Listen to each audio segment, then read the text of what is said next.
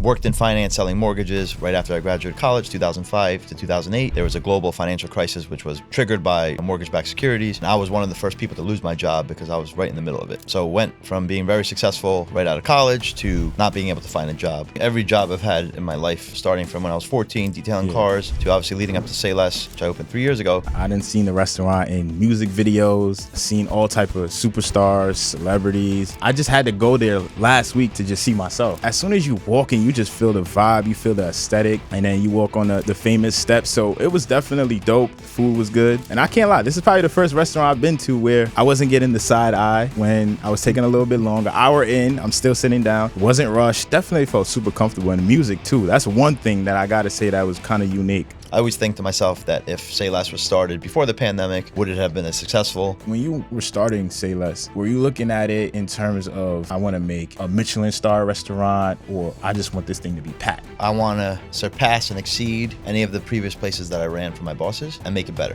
What was the thought behind like the ambiance and the build out of the restaurant? I was telling Cody about the stairs. As soon as you walk, it's like the art in the back. I believe it's like cards and things like that. A lot of the women on Instagram that are beautiful, they're there. They're posing in front of that. So I always wondered, where is this location? And to find out it was Sei Less, I'm like, damn. From your experience, what's one thing that you can tell that a restaurant is instantly gonna fail? All right, guys. So before we jump into the episode, just want to make a big announcement. We just launched a Motion and Success community, guys. So in this community, we're gonna be giving you the game on content.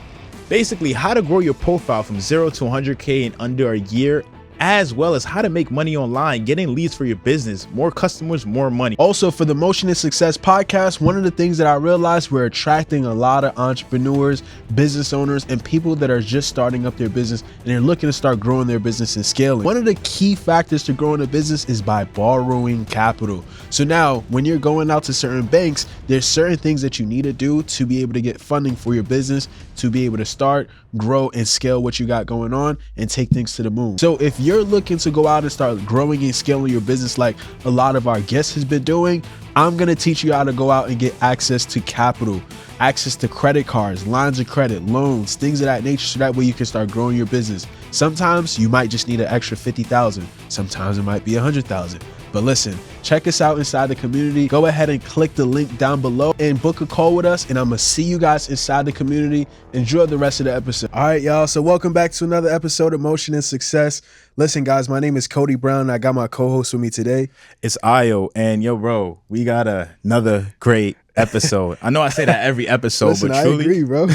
but truly today we got a really, really good one. Like a really, really good one. This is going to be, I think, our first ever podcast that we did with somebody in the restaurant business. Nah, this will be second. Second? Yeah. All right, but this was going to be a little bit different because today we got Dara. Yeah, we got Dara today. So listen, guys, today Motion and Success meets Dara Miss, how do you pronounce your last name? Mirjahangiry. Mirjahangiry? We could do just Dara. That works. My fault, Dara. Yeah. All right, cool. So we got Dara. He is one of the founders of Sei Less, one of the biggest restaurants in New York City. And today we're going to ask him a few questions about business, how he became successful, strategies that you can use as well in your own business to be able to grow and scale and also get some motion and success. So Dara, just go ahead, introduce yourself, tell the people who you are, and we can start from there. Thank you for having me today. For sure. So my name is Dara. I'm one of the founders of Sei Less. It's a Chinese restaurant in New York City. We opened up a little over 3 years ago, and it's been an interesting journey. You know, right when we opened, we hit the ground running at the tail end of the pandemic. We've had a lot of memorable moments, and it seems like every week there's something memorable going on at the restaurant. It's more than a restaurant. I think it's a vibe. It's part of the culture, and it's a lifestyle. Yeah. That's dope. Even prior, but before us even having you on, I didn't seen the restaurant in music videos, seen all type of superstars, celebrities, and I just had to go there last week to just see myself. I literally had to go. Went on a Friday, probably around like 10:30, and as soon as I walked in, it's something about it that's just the aesthetic. As soon as you walk in, you see the paintings, you see the quote. I believe it said a Basquiat quote. Yep. Yeah. So as soon as you walk in, you just feel the vibe, you feel the aesthetic, and then you walk on the famous steps. So it was definitely dope. The food was good. And I can't lie, this is probably the first restaurant I've been to where I wasn't getting the side eye when I was taking a little bit longer. Hour in, I'm still sitting down. It wasn't rushed. Not getting the side eye like, get up, it's time to go. So it definitely felt super comfortable. And the music too. That's one thing that I gotta say that was kind of unique. The music was really like New York vibe, hip hop, throw some Afro beats in it. So it was like it gave a real vibe in there. So I definitely gotta ask you, like, what came into the creative aspect of Say Less? Like, because it seems like it's really for the culture. Yeah. So I think I've worked at a bunch of restaurants before I opened Say Less, and I learned through the years of what works and what doesn't. And I think my vision with Say Less was to create a cultural hotspot, giving the culture somewhere to go to celebrate, date night, parties, or just going out with friends. And obviously there's a fine line there with being culturally relevant, being fun, being the hotspot, but also keeping it classy. So I think that's what we really try to do at Say Less. We have a doorman to try to filter out the sweatpants and those kind of things that might give off the wrong vibe. So it's definitely a fine line, and it's not easy to dance around it. But I think we do a good job with that. And I think the music is we pay homage to a lot of our clients. So we play a lot of the music of the people that dine with us and support us. And some people find it offensive. I actually had a situation last week where a lady was in, and she was a Harvard law graduate, and she's from the DC area, and she was a minority, and she called me over to complain about the music last time, how it was very offensive when she came in, and she didn't want to come back to the restaurant, but her husband insisted that they come back. So I told her, I said, your husband's a smart man. And, she kept pushing the issue. And I was like, honestly, it's a playlist. We don't really control the music, but if there's anything offensive, we'd be happy to skip that for you. And she just kept pushing the issue. And I tried to explain to her that these are our clients and we kind of support the people that come here. And she kept pushing the issue. And I said, most of the people that come here appreciate this music. But she wasn't backing down. So, you can't please everyone. And obviously, the food is the backbone of the restaurant. And obviously, like you said, you have to have good food in order to succeed. Pictures and aesthetic, ambiance only does so much, and the shelf life of that is not sustainable. So our chef has done a tremendous job, keeping the food consistent, and we always try to introduce new menu items to keep the menu fresh. Definitely, that's great. You went to school, you went to Rutgers, then you went to Syracuse. So. And then you had a background in finance. Could you kind of like touch a little bit on that? Like, how'd you go from finance to getting into hospitality? Yeah. So growing up, my first job was detailing cars. I had a car detailing business that evolved into me working at a restaurant in New Jersey where I grew up. At the time, I just thought it was a job, to leading up to college. When I would come home from summer break, winter break, I would go back to that job and wait some tables. Didn't really realize what it was going to lead to, but worked in finance selling mortgages right after I graduated college, 2005 to 2008.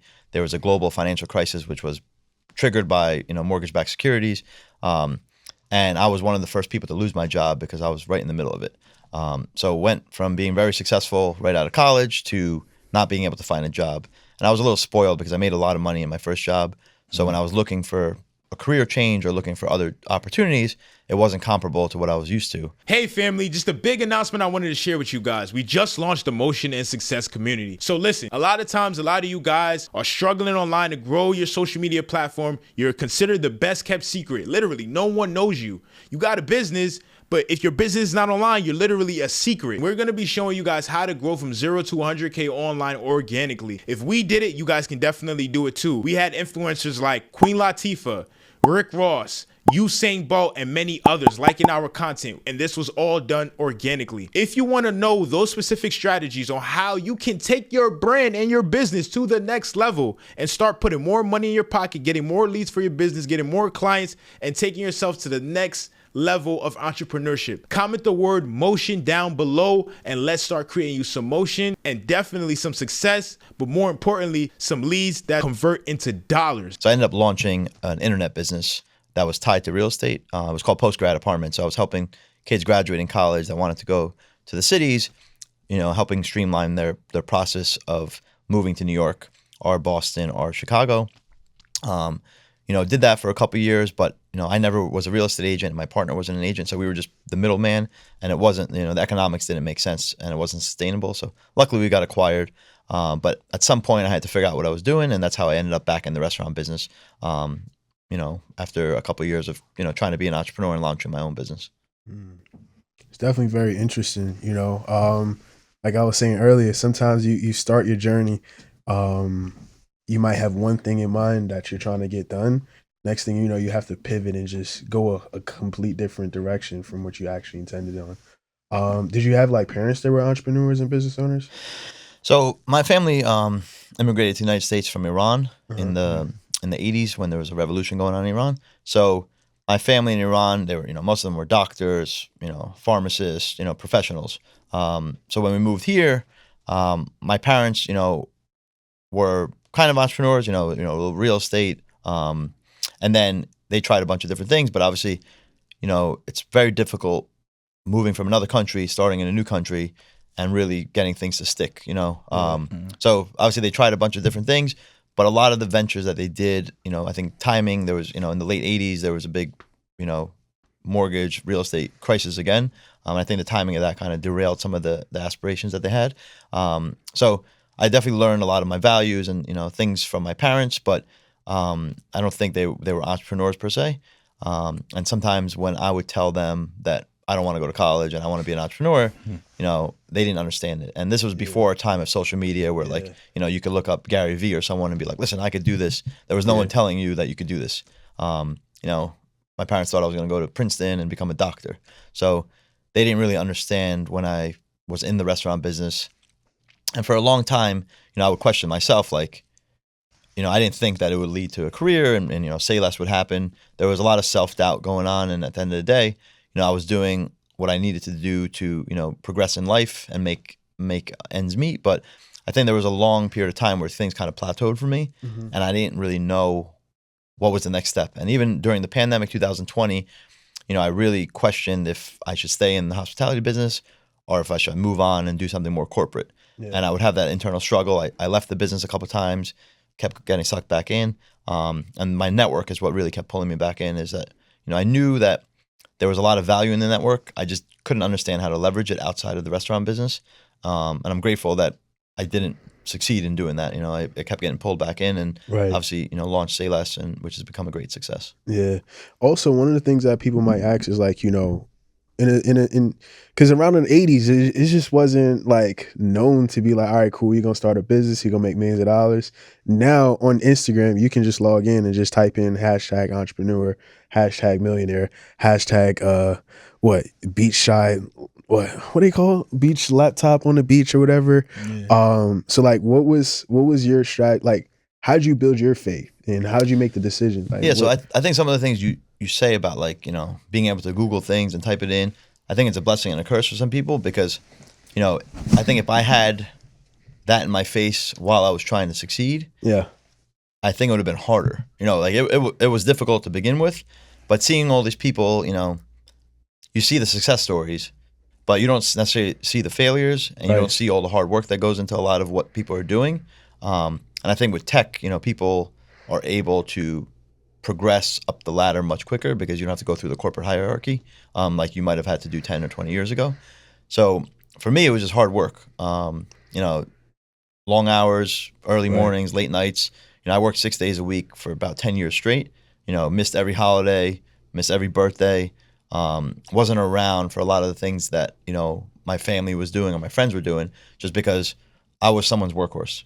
So looking back on it, it groomed me into who I am today. And I was prepared when my time came to open my own restaurant that it wasn't something that was new to me.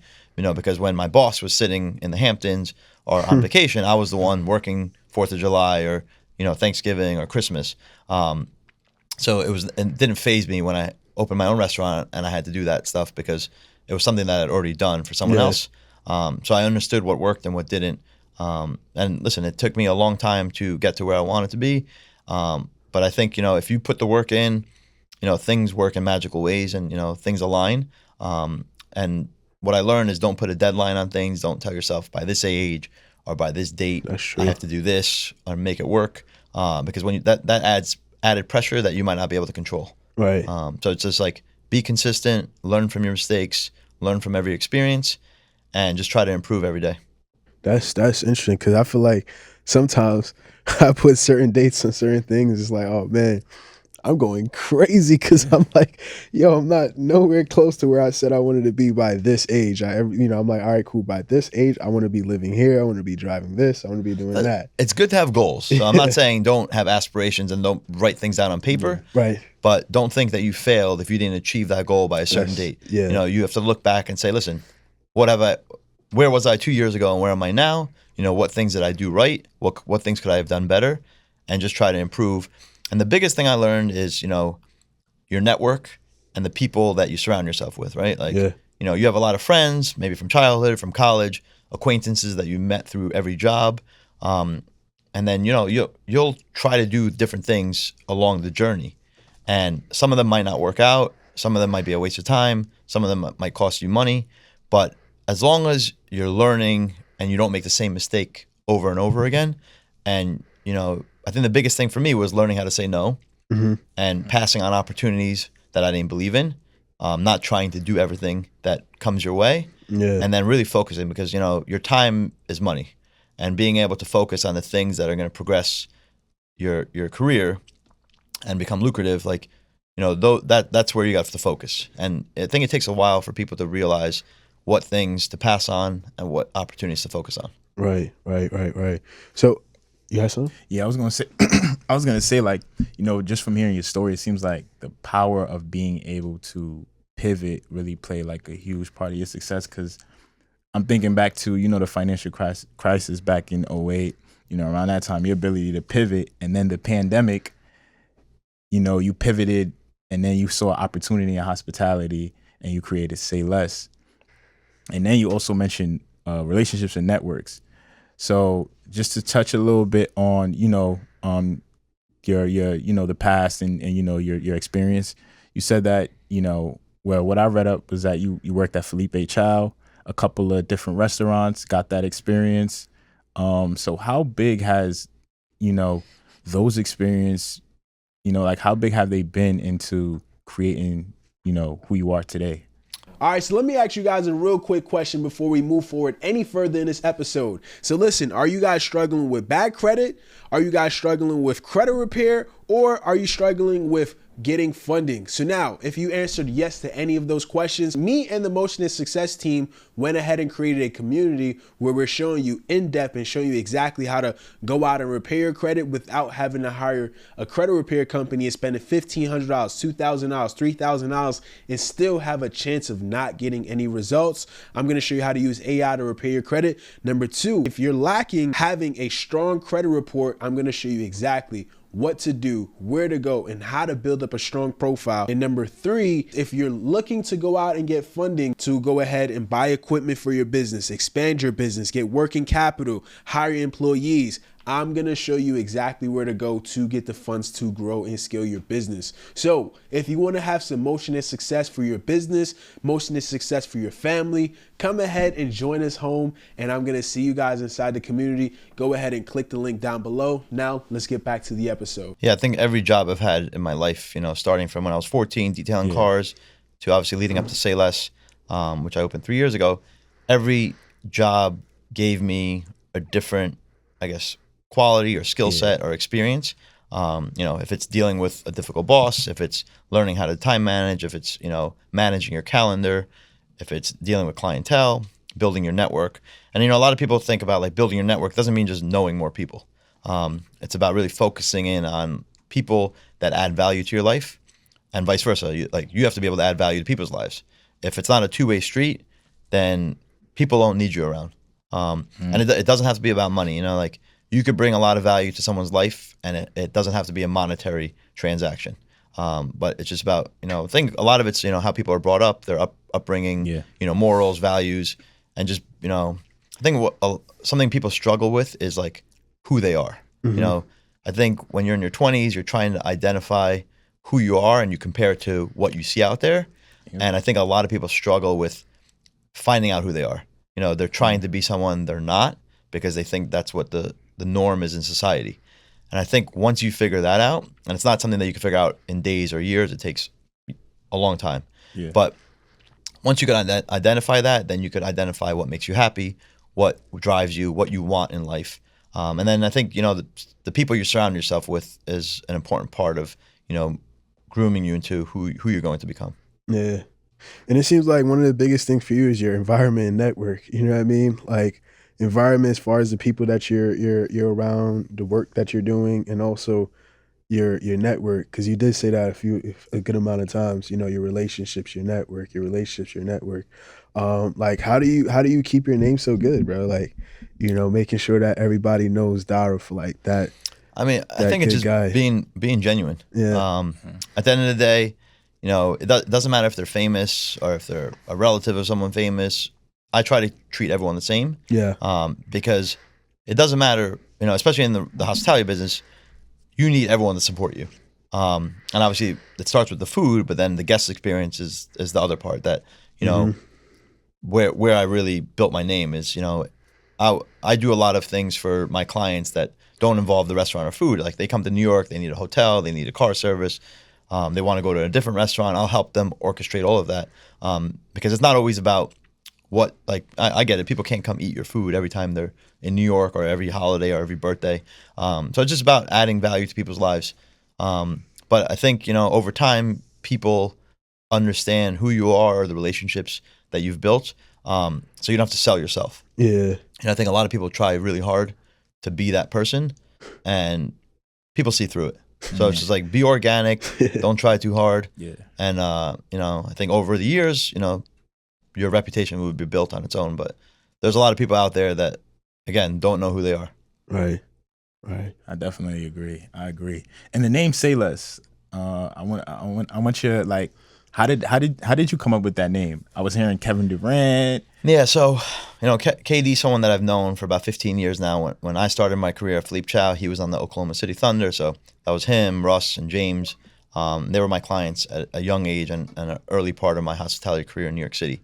So as those players have changed teams and their career has evolved, KD ended up back on the Nets. Yeah. And that's where I was working when he would come in after the games, and pretty much the conversation started of like, I want to have my own clubhouse after the games to go to where I feel comfortable and it's, for the culture. So I was like, all right, listen, if you're serious, I'll put something together. That was probably 6 months before the pandemic hit. And as I was putting it all together, the world turned upside down. The hospitality business, especially in New York, was closed. For 3 months from March till about June, July of the pandemic in 2020, everything was shut down. So I had those months at home really to try to think about where my life was going. And even at that point, I questioned if I should make a career change again. But I was thinking of what's a good name for a cultural hotspot, cultural restaurant. And my original vision was a members club. This was before there was all these member clubs popping up, but like essentially like a cultural spot for members club. And the name that popped into my head originally was Say No More. But I just kept looking at that, writing on a piece of paper, and I'm like, that's too wordy. So I was like, how do you say no more? And I was like, say less. So I wrote SAYLESS on a piece of paper, and I'm like, that doesn't work. Yeah. So how do you say? I was like, sensei. So sensei is SAI. Yeah. So I wrote SAILESS, and then I looked at it and I was like, SEI works. So SEILESS, and that's how we got Say Less.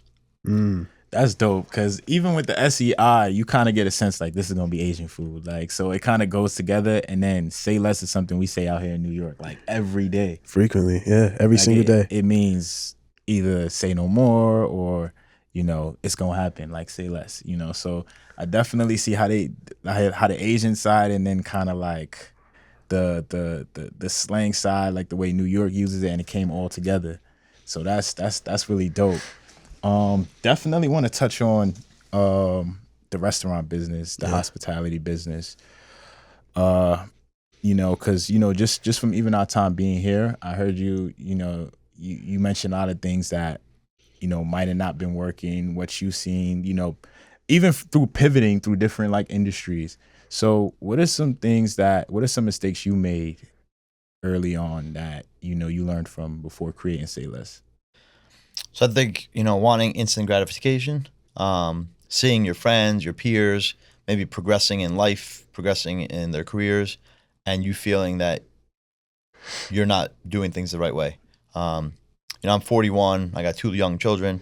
I saw my friends having kids maybe 10, 12 years ago. And I was like a bachelor running around New York, working 6 days a week, going out every night, building my network. Yeah. And I really questioned, like, will I ever end up there? So I think, not comparing yourself to other people, that's the biggest thing. And obviously it's easier said than done, but, like, kind of have goals, have objectives, have a plan, but don't be discouraged if your path is not a straight arrow. Because my path winded and pivoted and was up and down, left and right, and I didn't know where it was going to end up. Yeah. I could have left the hospitality business several times, and I actually did, and I kept getting sucked back in, which it was a blessing in the long run. But I think the biggest thing is just like, don't put the time stamp on yourself of like, I have to do this by this day, or I need this much money, or I need to have this promotion by this date. Understand things take time, and then if you just keep learning and growing from all your experiences, things will evolve. It might not be what you planned on happening, but if you see growth year over year, and that could be monetary, it could be education, it could be your network. If things are progressing, then at some point things are going to click for you. So when it comes to the restaurant itself, because like you started during the pandemic, like did you have funds saved up? Did you use your network? Like how'd you start up? Like so when it comes to capital, for me with Sei Less, I have partners. Yeah. So they handled the financing side of the business, and then they had a pre-existing restaurant that was kind of like more plug and play, like where we just transformed it, rather than having to start from building out a whole restaurant from scratch, which would have been challenging during the pandemic and applying for a liquor license and all that stuff. So they had a restaurant that was already existing. We gave it a facelift. We transformed the concept, and we put our branding on it. So I think it was a timing thing. I always think to myself that if Sei Less was started before the pandemic, would it have been as successful? And we don't know. And, I don't spend too much time thinking about it because it is what it is, and we're here now. But I think, being ready to seize the opportunity when it's presented to you is the biggest thing. And nothing's guaranteed, and maybe I could have failed 10 times, but this time it hit. I'm just grateful that the one that I went for, it worked. So when it comes to like, all right, so now you got the restaurant started. When it comes to getting people inside the restaurant, what's the Sei Less formula as far as marketing strategies to get the people coming every single week, I think every day? it's just be consistent in what you do. We definitely have a cheat code with the celebrities that maybe a lot of other restaurants don't have. Yeah. But, the celebrities and their support is appreciated, and it's great. But if you don't focus on the food and the guest experience, and have regular people come in there and support you, then the business is not sustainable. I think a lot of a big misconception is too that like we comp celebrities, and like we don't comp anyone. People come there because they want to be there, and they happily spend their money to be there because they can go to wherever they want in New York, and probably a lot of places are going to comp them. Right. But I learned through the years that if you give away free meals to celebrities, they don't value the venue, they don't return. And then they talk, and you're the spot where you get free food. So I think to be consistent in what you do in all aspects of your business. Yeah. But I think people just enjoy coming there. They enjoy the vibe. We have the private dining rooms, and they like the food. Okay. Also, one of the things too is like, I think somebody on your team, they were telling us like, as far as one of the things that you guys got going on is like the New York Nets and also the Knicks, like that's their go-to spot after games, right? Yeah, so we take care of a lot of the sporting teams, Yeah. but we're definitely a home base for a lot of the New York teams. It's the Jets, the Giants, the Knicks, the Nets, even the Mets and the Yankees. I think the food has something to do with it. I think rice and chicken and meat and fish and shrimp is something that any culture appreciates, right? Right. So I think the cuisine helps, and then I think, like you said, when you came there, it's the vibe, it's the music, it's the ability to be private, and I think we cater towards a lot of big groups. We could handle volume. The restaurant is family style, so I think that's something that's conducive to people coming in big groups and celebrating. It removes that feeling of like, oh, what are you eating? oh, what's that person eating? Oh, I like their dish better.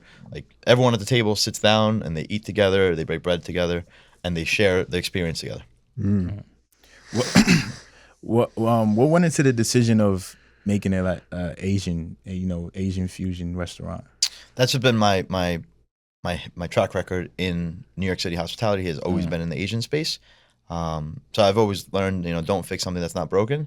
Yeah. And I understand that market. I have a big following in that market, and I've moved on to 4 different restaurants, and every time my network has followed me. Would I like to open up different cuisines and different concepts? Yes, but it's like don't fix something that's not broken. Yeah, I agree. And it's crazy because like growing up in Brooklyn, you grew up around Chinese stores all around. Like I feel like even I'm pretty sure like all the the big name celebrities that that grew up in New York, all of us, we grew up around Chinese foods. That's down a the block, fact. up the block. So to have one that's a little bit on the higher end, and that it makes it more relatable. You know what I'm saying? So that's one of the things that I noticed.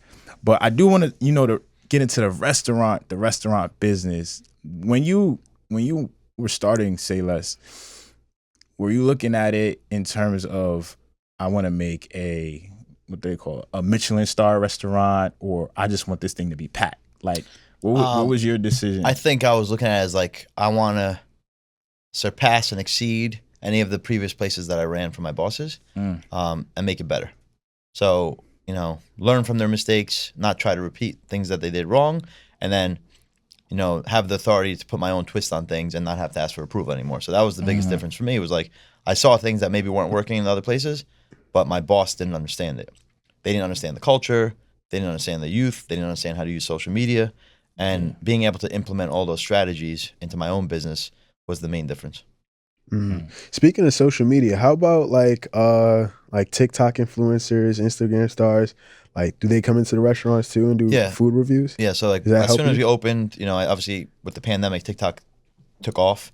When we opened, that was really fueling a lot of our fire. Was the people from TikTok would come in and make videos, and they were organic videos. Like again, we weren't paying them to be there. Yeah. We didn't even know they were coming, and then the video would get posted, it would go viral. Yeah. And there was no way of tracking how that would affect sales, but yeah. it was just something that would just constantly happen. Yeah. So would you ever have like a guy like Keith Lee in your restaurant? Like I don't think we've had him, but we've had all types of people. Yeah.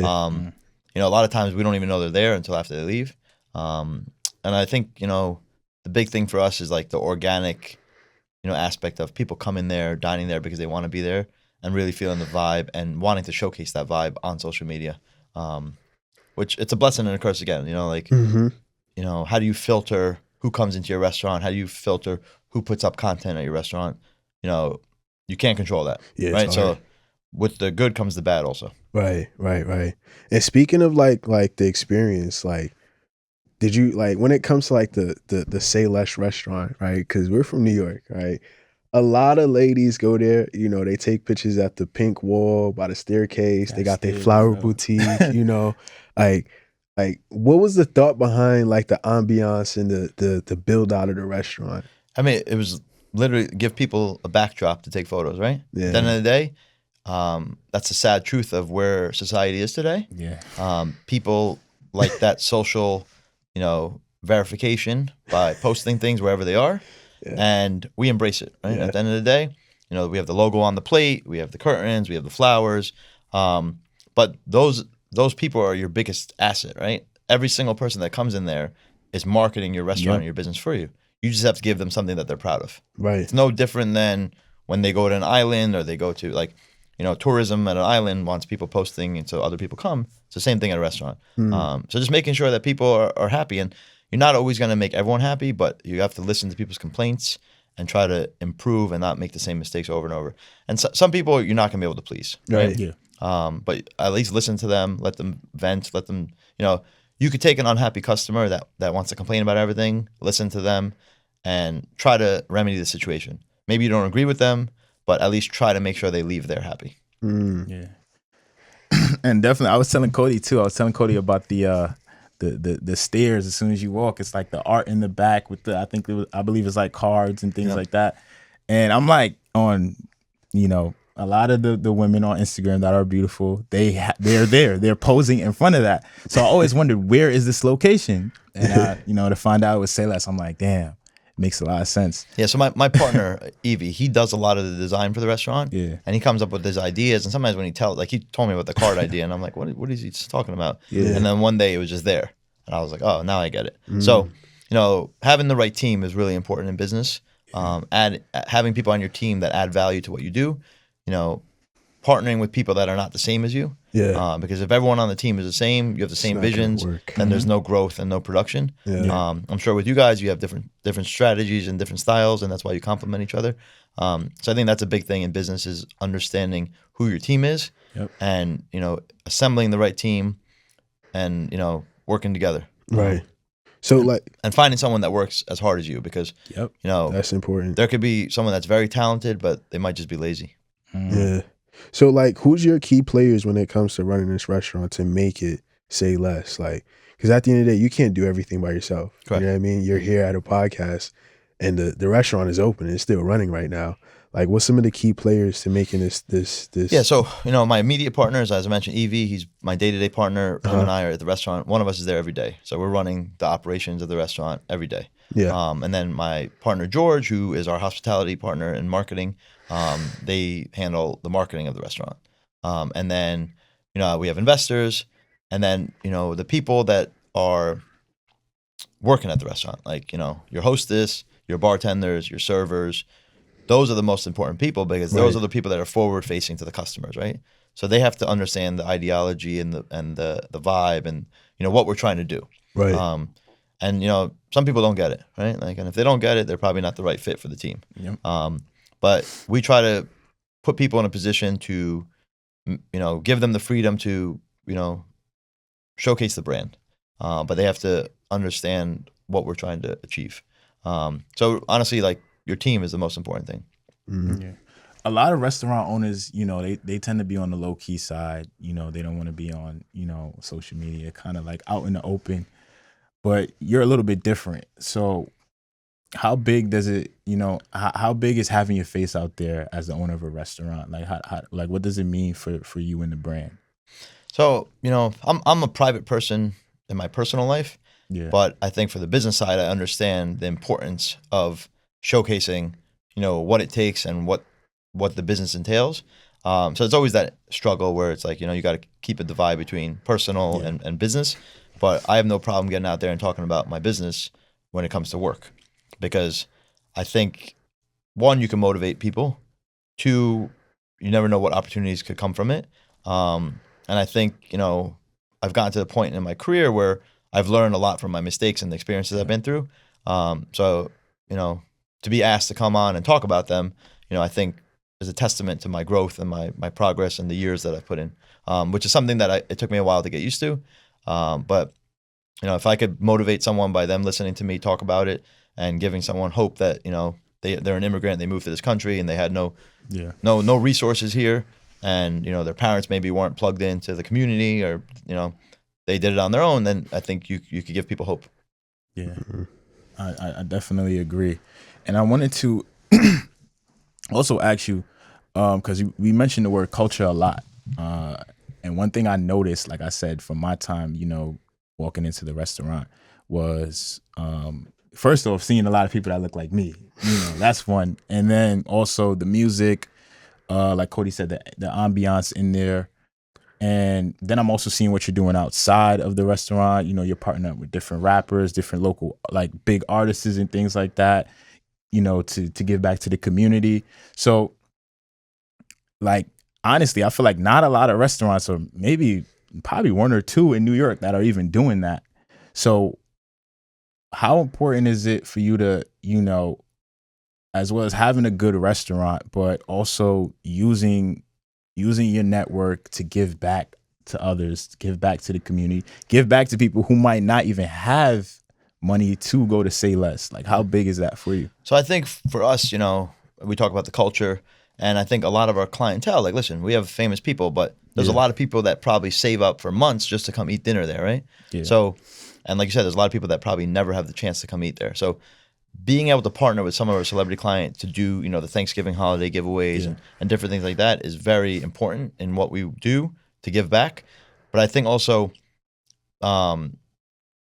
making people realize that, like, going out for a night out to eat where their favorite athlete or favorite, music artist dines also gives people some kind of hope and purpose in life. Like, if I work hard and I save my money, I could live a different life. And, obviously, like, going out to eat is something that you choose to do. Yeah. But, I think as people go through the journey of life of, high school to college to, their teens and the 20s and then growing in life, people need that gratification of, like, if I work hard, I could enjoy life too. And I think that was something for me, like, growing up, finally, making money and, because, like, in your youth, you're a student. You go to school every day, you play sports, you come home, you do homework, and then you have summer vacation. And then in college, now you're taking out either debt or you're paying to go to school, and you graduate, and now you're sitting there with a debt burden, and now you have to go to work to pay back that debt. So, like, I think in your 20s is a time when you start to finally see, like, some hope where it's like, okay, now I'm not paying to do this, I'm getting paid to do it. So I think, the restaurant is somewhere, I think, where people come to that it gives them hope of, like, I can live a better life if I work hard. Exactly. And it just goes down to, like, your level of exposure, Yeah. For me personally, when I first got introduced to, like, entrepreneurship, things of that nature, I was probably about 19 years old. Right now I'm 25, and I seen guys that were in network marketing companies, everybody bust down chain, driving the nice cars. People talking about they retired their moms, they changed their life around, they graduated college, they did what they had to do. And then from there I was just hooked.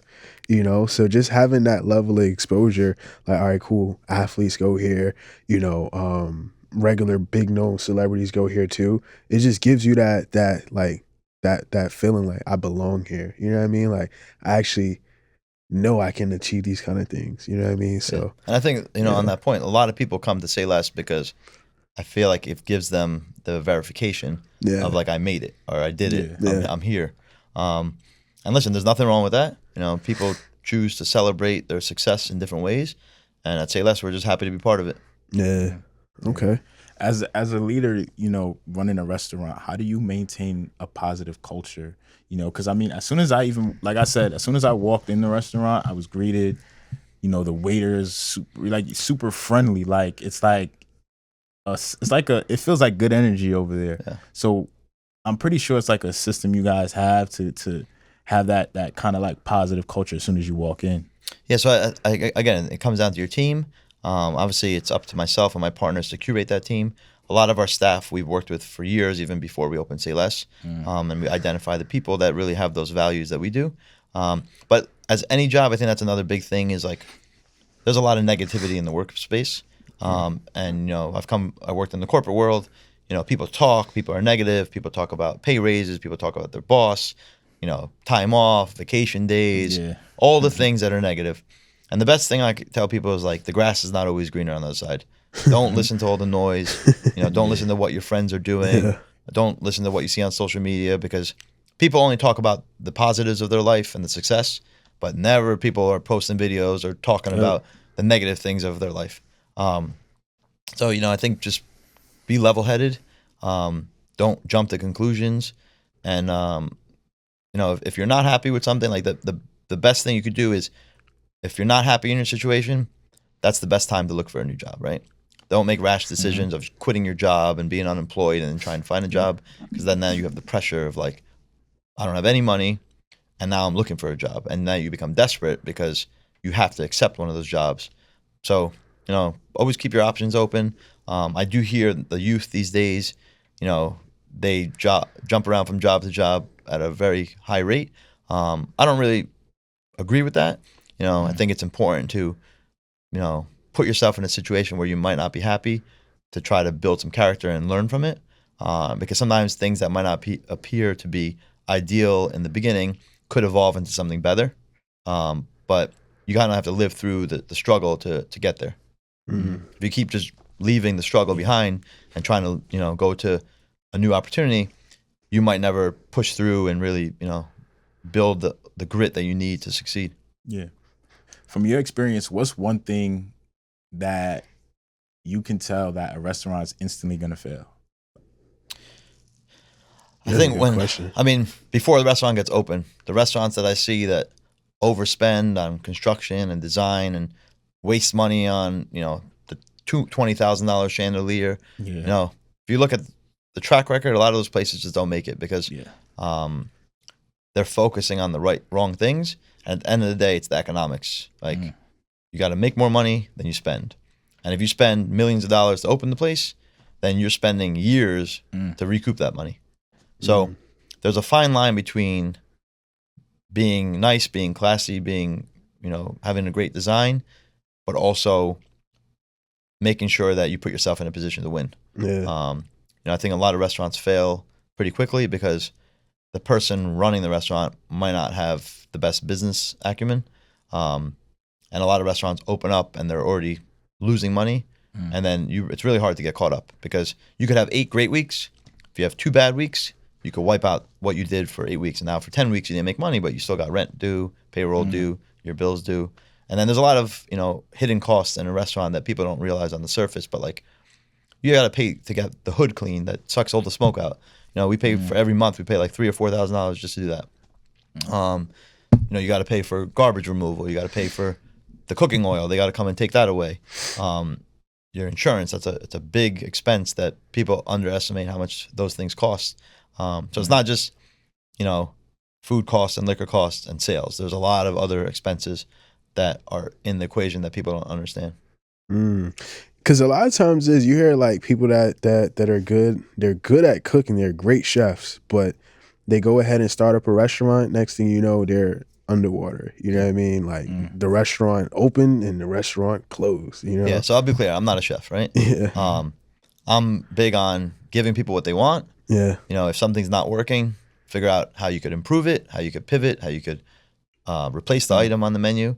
But I think, a lot of chef-driven restaurants fail because the chef is so set in their ways and they care so much about their food and what they like that they're not there listening to what people are telling them. And they keep doing the same thing wrong.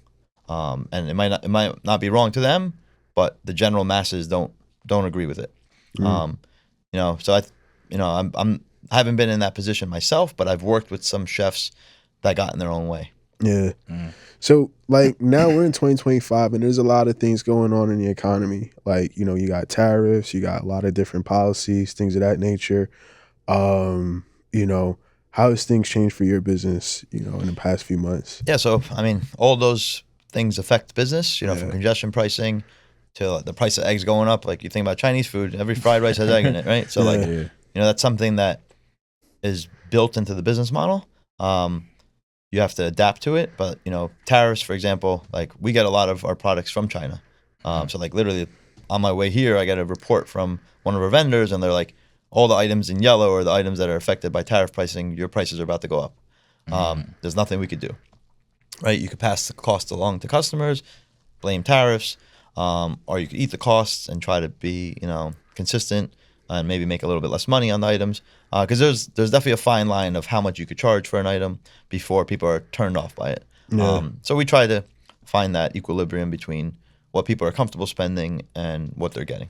Yeah, absolutely. Because one time when we had our last person that does the restaurant, she was like, yo, you have to make sure you measure up everything when it comes to chicken, steak, rice, shrimp. Everything has a cost to it. So you got to be able to say, all right, cool. If chicken costs this amount, this is about the range that I can stay in, that I can start selling plates for, Rasta pasta, all of that stuff, so yeah. Yeah, so that goes back to understanding the economics of the business. Yeah. I think a lot of people don't understand that. Right. And I think a lot of people, they might see immediate success and then they forget about running the business. They worry about the fame and the fortune that's coming with it. Every week I'm on my staff, I'm on my partners of this is what we got to do to keep things consistent, keep the growth going, ways we could, reinvent the brand, ways we could do PR, ways we could, do events. and it's just constantly keeping your name out there. Yeah. Okay. What's one thing, that you would change about New York City dining culture if you could? Like, what's one thing you would change about the dining culture out here in New York City? I think it's society as a whole, but I definitely see it in New York, is like, it's not okay to go out to dinner in sweatpants. You know? Like, you don't need to wear a suit and tie, but like, if you're going to spend some money and you want to go to an upscale place, like, dress the part a little bit. And I understand the culture of streetwear, but there's a way to have streetwear where you still look dressed up. Yeah, it's crazy. It's crazy. Yeah, none of the skis. Yeah, it's crazy because in New York City, it's like, especially the guys, it's super hard to get us dressed up. It could be like a really crazy expensive outfit, but it's sweatpants. So that's the problem we have at Sei Less, is people might have spent $1,000 on a pair of sweatpants, so they think they're fire, their outfit. And at the end of the day, you're wearing sweatpants. Yeah. You know? Yeah. So how does like security handle things like that? So again, there's a dress code, Yeah. and we try to stick to it. There's obviously exceptions to every rule. We do have private dining rooms, so sometimes we're a little more lenient if that situation is isolated somewhere private. But it's people come to our door all the time and go buy clothes and come back. Okay. So to wrap up, so like, what's one of your best business? I think you gave a lot of good advice, but what's one of your best business advice you got? And the worst advice that you ignored? So I guess the best advice I've got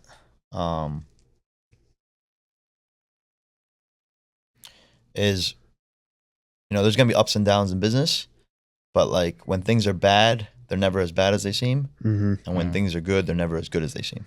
So try to be consistent in your approach and don't get fixated on like the ups and the downs. Like the same way the stock market goes up and down. Yeah.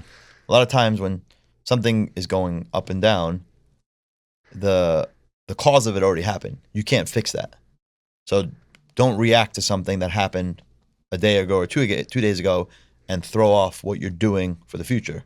Be consistent and try to learn from all those experiences, but don't react to things and, just jump to conclusions. Okay. Yeah. All right, cool.